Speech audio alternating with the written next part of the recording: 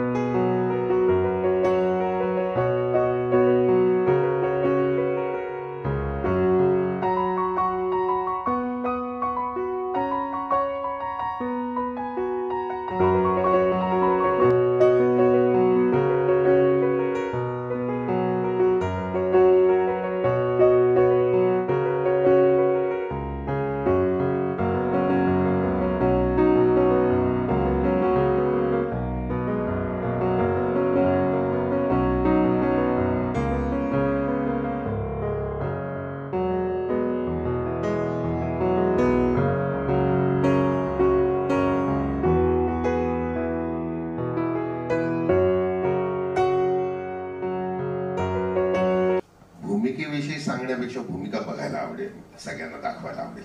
मुळात म्हणजे माझ्यावर विश्वास ठेवून मला या सिनेमात काम दिलं त्याबद्दल प्रोड्युसर आणि डिरेक्टरचे आभार.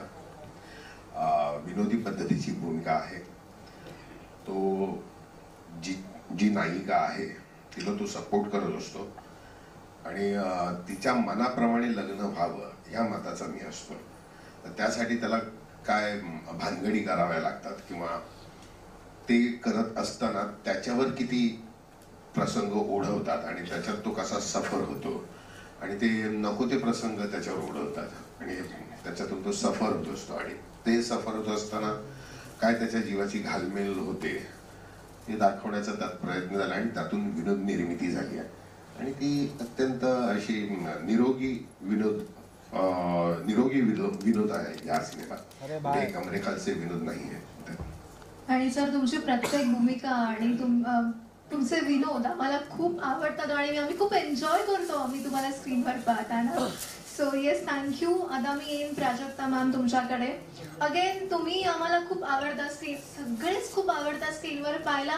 मुळात या सिनेमाचं एक विशेष हेच आहे की सगळे आवडते चेहरे आहेत, त्यामुळे कन्फर्म ही फिल्म बघायला प्रेक्षक जाणार आहेत ही तर कन्फर्म आहे. So yes, again Prajakta ma'am तुमची भूमिका काय आहे आणि कसा होता एक्सपिरियन्स?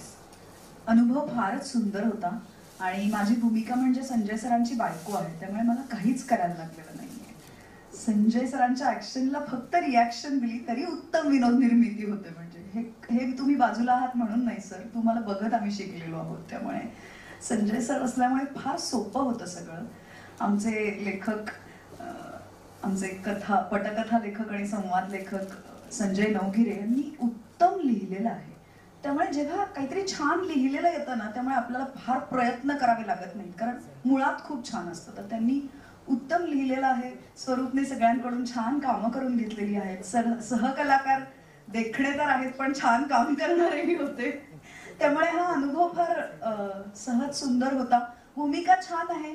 नवऱ्यावर प्रेम करणारी एक भोळी बायको आहे जी मी अजिबात नाही एरवीच्या आयुष्यात. तर तसं नसलेलं काहीतरी करता आलं सिनेमात, ह्याचा एक वेगळा आनंद आहे. त्यामुळे छान झालाय सिनेमा आणि काम करताना फारच मजा आली.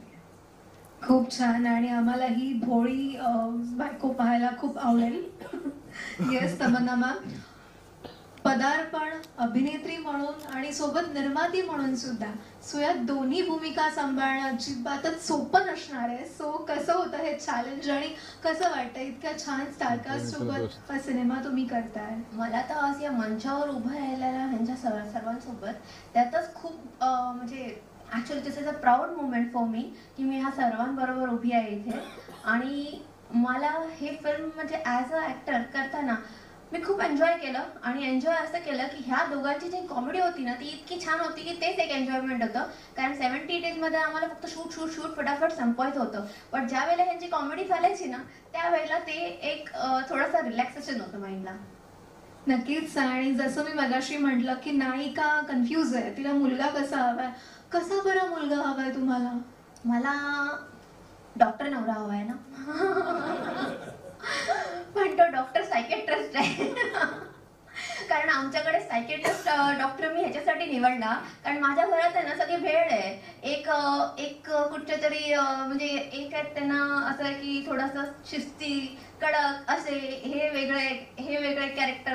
तर मी म्हटलं एक कोणतरी समंजस पाहिजे ना घरात, म्हणून मी विचार केला सायकेट्रिस्ट निवडूया. ओके. तो हे आता आम्हाला पाहायला आमची उत्सुकता अजून वाढली आहे की ते कसं असणार आहे. येस, मी सौरभ सर तुमच्याकडे येईन आता. खूप छान दिसत आहे सिनेमामध्ये सुद्धा आणि छान भूमिका आहे तुमची. सो काय सांगाल या भूमिकेविषयी? सर्वात आधी थँक्यू सो मच. कारण म्हणजे तुम्हाला सगळ्यांनाही धन्यवाद कारण इथे तुम्ही वेळात वेळ काढून आलात. आणि thank you to our producers and presenters. कारण सगळ्यात महत्त्वाचं हे असतं की फिल्म्स अनेक तयार होतात, अनेक अनाऊन्स होतात, पण त्या पूर्णत्वाला जाणाऱ्या फिल्म्स खूप कमी असतात. तयार होऊन त्या समोर लोकांच्या समोर येणं आणि मग त्यातनं तो प्रोड्युसर उभा राहणं ही गोष्ट फार क्रुशियल आहे आणि ती होतीये. त्यामुळे त्याचा भाग व्हायला मला त्याचा खूप आनंद आहे. सो आणि त्याला तुमचा सगळ्यांचा सपोर्ट लागतो हे फार महत्त्वाचं. So thank you again.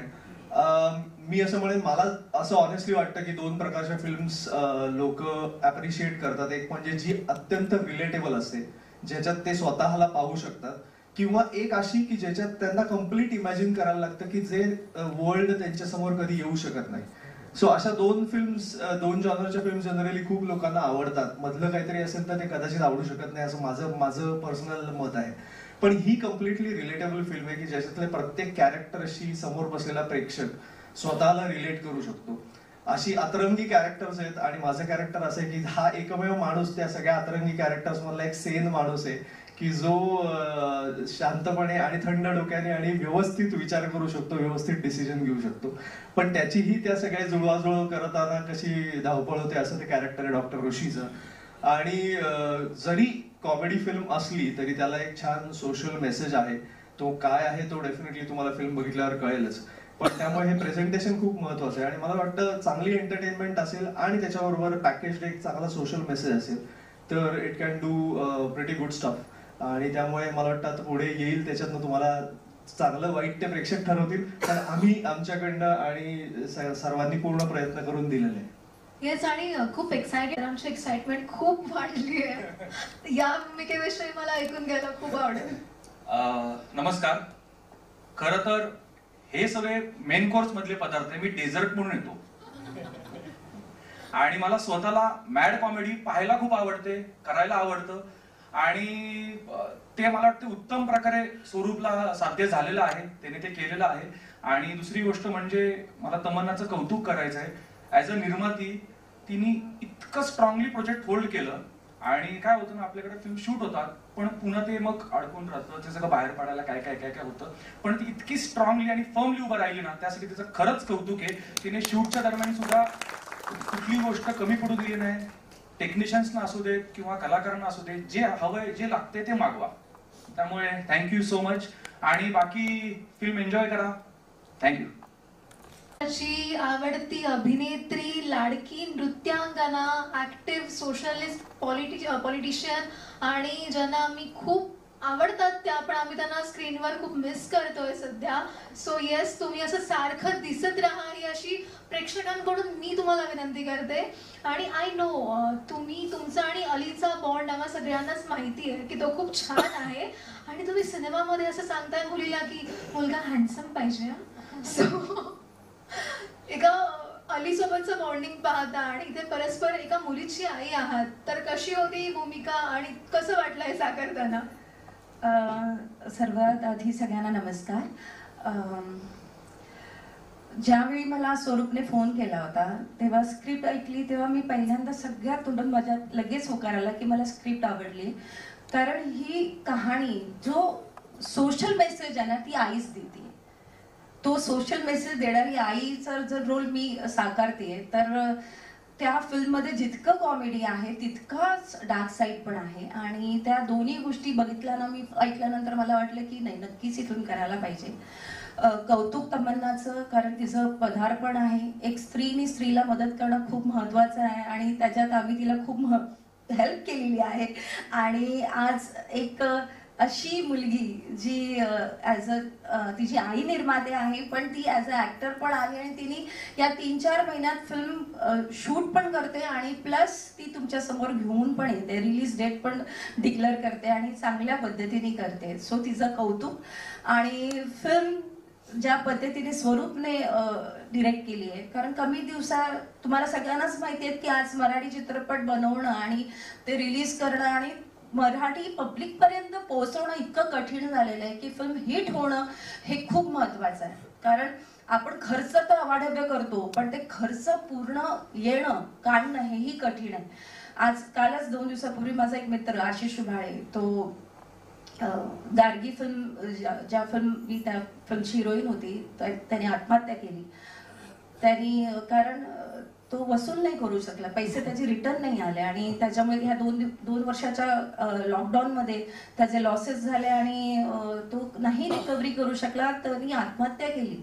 असे कित्येक निर्माते आहेत जे करू इच्छितात फिल्म्स पण त्यांना रिकव्हरी मिळत नाही, त्यांना फिल्म्स त्यांचे रिटर्न येत नाहीत. तर त्याच्यामागे काहीतरी कारण आहे. ज्या पद्धतीने तमन्नाने ज्या बजेटमध्ये फिल्म आखली आणि त्या बजेटमध्ये कम्प्लीट करण्यात कौतुक स्वरूपचं पण आहे, कारण त्याच्यातून त्यांनी कम्प्लीट करून ती फिल्म रिलीज होऊन तुमच्यापर्यंत आणते. त्यामुळे परत असा कुठलाही निर्माता येऊ नये की ज्यांनी आज आशिष जी वेळ आली ती अजून आणखी कुठल्या निर्मात्यावर येऊ नये अशी देवाकडे मी प्रार्थना करते. पण असंच तुमचं सगळ्यांचं प्रेम राहू दे जेणेकरून मराठी फिल्म्स बनतील, थिएटरमध्ये लागतील, लोक येतील आणि असे निर्माते जगतील.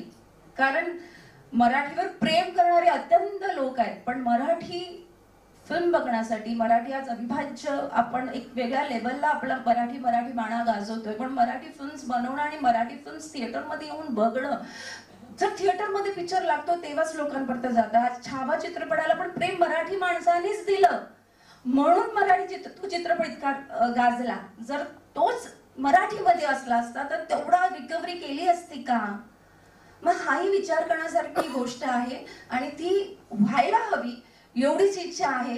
हा चित्रपट बघा, हा चित्रपट खूप छान आहे, लाईन त्याची खूप चांगली आहे, कॉमेडी आहे, सगळे दिग्गज कलाकार. मी खूप वर्षानंतर संजय बरोबर काम केलेलं आहे. आम्ही ॲज अ लीड म्हणून आम्ही एकत्र एकमेकांवर अपोजिट काम केलेलं होतं. पण आज या चित्रपटात तो माझा भाऊ आहे, मी त्याची बहीण आहे. मी त्या मुद्द्याकडे येणारच होते.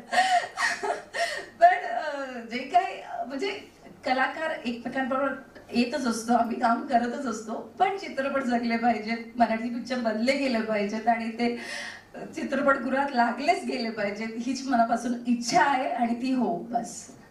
खरं काही नाही, हिरो हिरोईनचाच आम्हाला रोल ऑफर केला होता पण आता तिला उचलता येणार नाही म्हणून आम्ही कॅन्सल. आता मी बारीक झाली यार.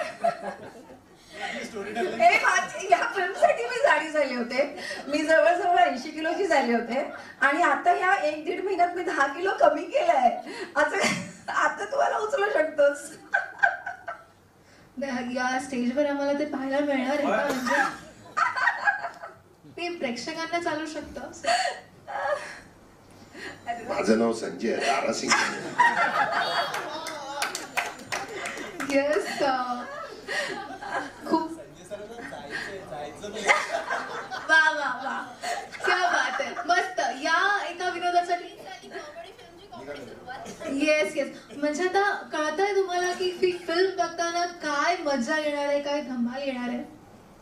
येस, आणि आपण लगेचच ट्रेलर लॉन्च इथे करणार आहोत. तत्पूर्वी निर्मात्यांच्या हस्ते सर्व